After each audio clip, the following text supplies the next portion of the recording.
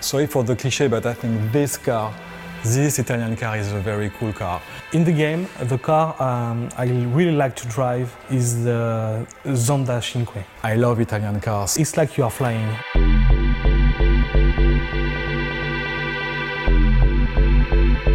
One of the decisions we had to take when we started Test Drive Unlimited 2, it was do we keep the old racing engine or do we develop a new one?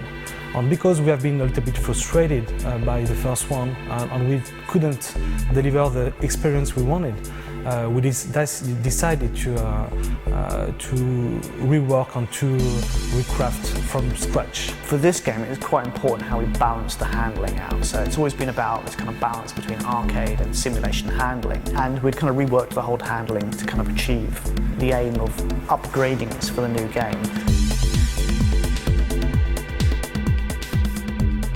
To achieve that, what we wanted to do is to have a basis of the physics engine as realistic as possible, so everything is simulated.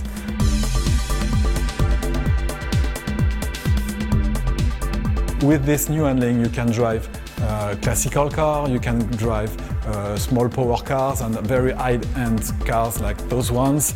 With this type of cars, it's the most difficult element that the player will have to deal with is to judge how much power do I transfer to the car. And this is something we add assistances for the player to be more comfortable with. Of course, when it's raining in TDU2, the roads get wet and the handling taking account this parameter. It changes the way the grip and the tires are in contact with the road. We had to simulate that as close to the reality as possible. So it's take very large variety of different cars, different handling, different kind of surface that you go on, and weathers. What we have now, it's 90 plus cars. So the beta side of things was an interesting one. I mean, we went into that with, you know, a couple of kind of things we chiefly wanted to achieve.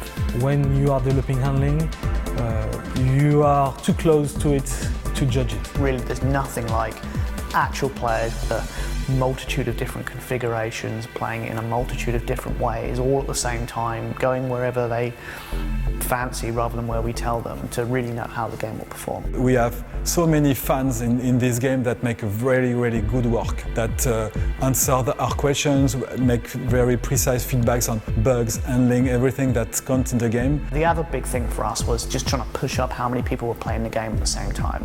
Look what happened in the real world, because there's only so many people you can get internally playing it, even with a nice large test group. It's nothing compared to a real world play environment, so it helped us kind of emulate that.